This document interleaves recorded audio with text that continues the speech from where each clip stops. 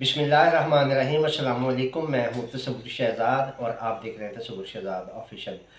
नाज़रीन, आज के जो हमारे मौज़ूआत हैं उनमें पाक ईरान गैस पाइपलाइन मंसूबे के हवाले से अमरीकी रद्द-ए-अमल सामने आया है, इस पर गुफ्तगू की जाएगी। इसके अलावा जो अमरीका के साथ कुछ लेन देन हो रहा है आफिया सदीकी के हवाले से, इस पर गुफ्तगू की जाएगी। और पंजाब के वफाक के KPK के साथ ताल्लुकात में कुछ बेहतरी आई है, इस पर गुफ्तगू की जाएगी। अगर आपने हमारा चैनल सब्सक्राइब नहीं किया तो सब्सक्राइब कर लीजिए, बेल आइकन का बटन दबा दीजिए और कमेंट सेक्शन में अपनी राय से हमें ज़रूर नवाजिएगा। नाज़रीन, सबसे पहले बात करेंगे पाक ईरान गैस पाइपलाइन मंसूबे की।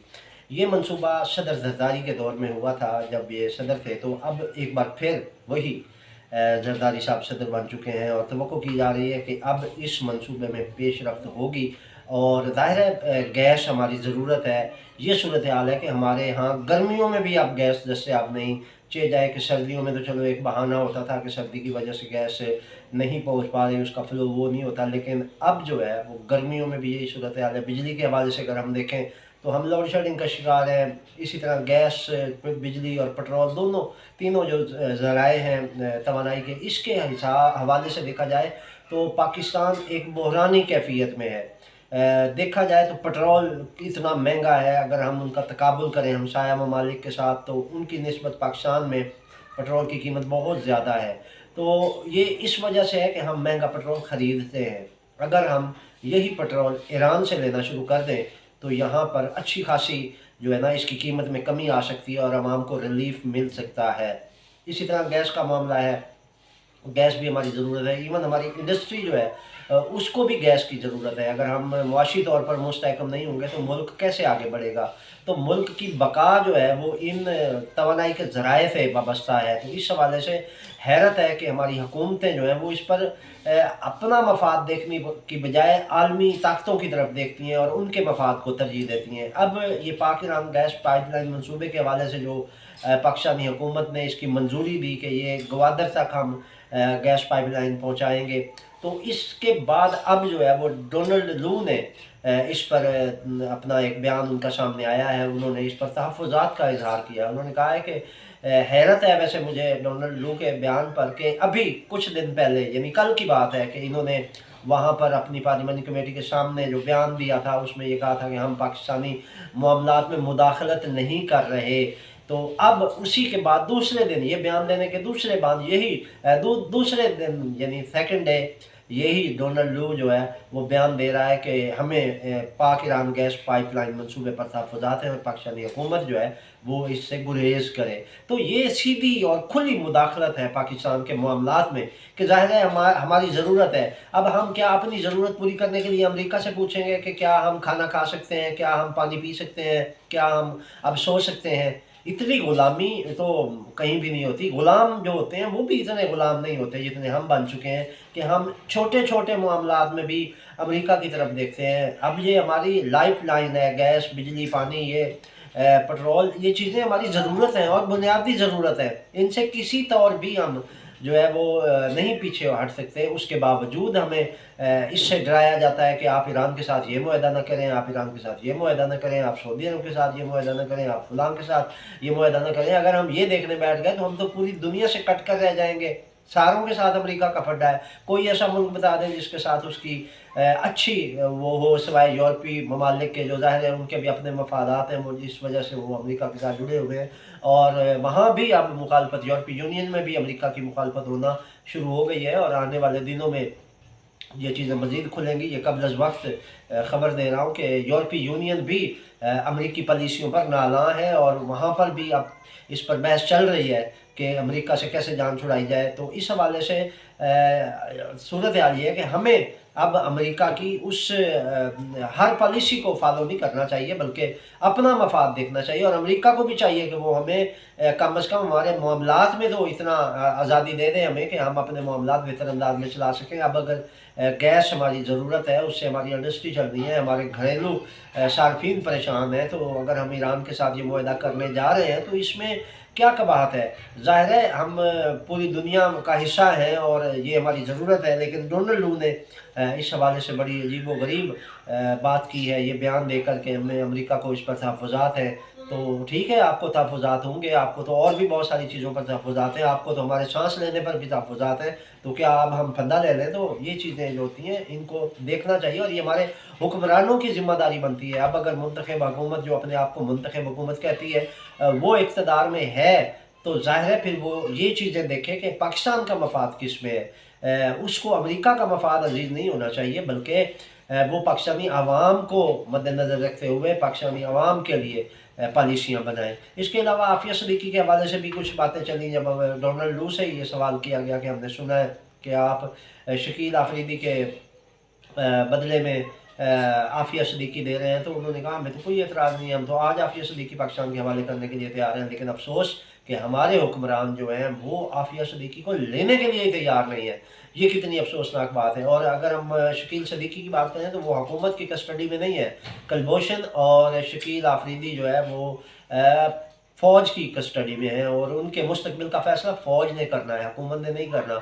तो इस हवाले से कुलभूषण का मामला हो या शकील आफरीदी का, तो इस पर जो है वो हुकूमत को अवामी मफाद को मद्देनज़र रखकर और मुल्की मफाद को, मुल्की वक़ार को मलहूज़ रखते हुए इस पर फ़ैसला करना होगा। और आफ़िया सिद्दीकी के हवाले से मुसलसल एक अरसे से ये डिमांड आ रही है कि उसको वापस लाया जाए, उसको वापस लाया जाए, वो पाकिस्तान की बेटी है।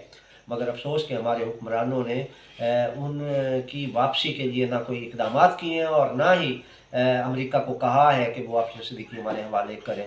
तो इस पर जहाँ तक डॉक्टर शकील आफरीदी की बात है, तो डॉक्टर शकील आफरीदी के बारे में मैं बताता चलूँ कि ये डॉक्टर शकील आफरीदी वो शख्स है जिसने उसामा बिन लादेन की मुखबरी की थी और इसने बताया था कि उसामा बिन लादेन एबटाबाद में इस घर में छुपा हुआ है और वहाँ पर फिर अमरीकियों ने स्ट्राइक करके तो वो उसको उठा कर ले गए थे। तो ये वो शकील आफरीदी है जो अमरीकी एजेंट है और पाकिस्तान में अमरीका के लिए काम कर रहा था।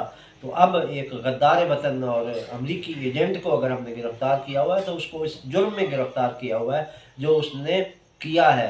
तो इस पर अमेरिका का ये मुतालबा बिल्कुल हमारी समझ से बालातर है कि वो क्यों ये मुतालबा कर रहा है। ज़ाहिर है एक मुल्क का गद्दार, एक मुल्क का जासूस पकड़ा गया है और उसकी वापसी कैसे मुमकिन है। अगर हम आज अमरीकी ईमा पर शकील आफरीदी उसके हवाले कर देते हैं तो फिर कुलभूषण को रखने पर का भी कोई जवाब नहीं बचता हमारे पास।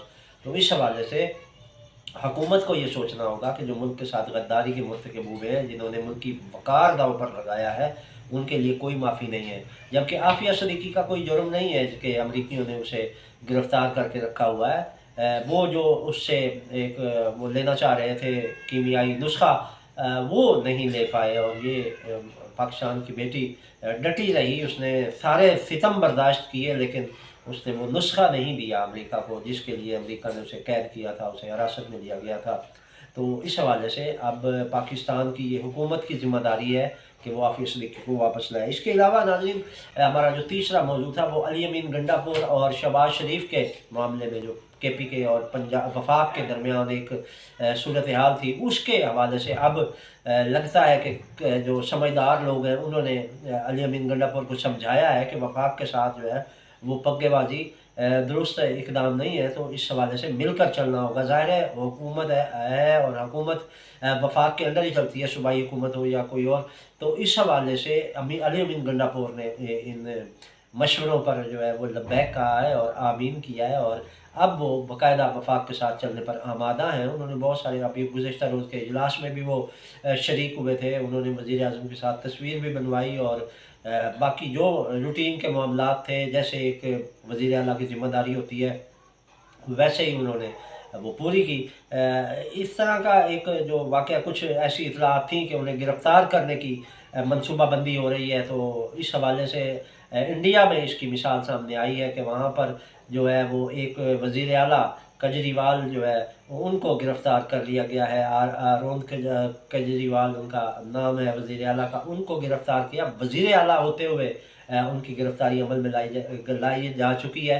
तो उसको मिसाल बनाते हुए अली अमीन गंडापुर की भी गिरफ़्तारी मुमकिन थी, लेकिन अली अमीन गंडापुर ने जब शहबाज शरीफ से मुलाकात की और सारे तहफ़्फ़ुज़ात शहबाज शरीफ के जो थे KPK हुकूमत के हवाले से वो दूर किए और जो अली अमीन गंडापुर को वफाक के हवाले से तहफ़्फ़ुज़ात थे उन्होंने वो बयान किए और वहाँ पर एक खुशगवार माहौल में ये मामलात अभी सेटल हुए हैं।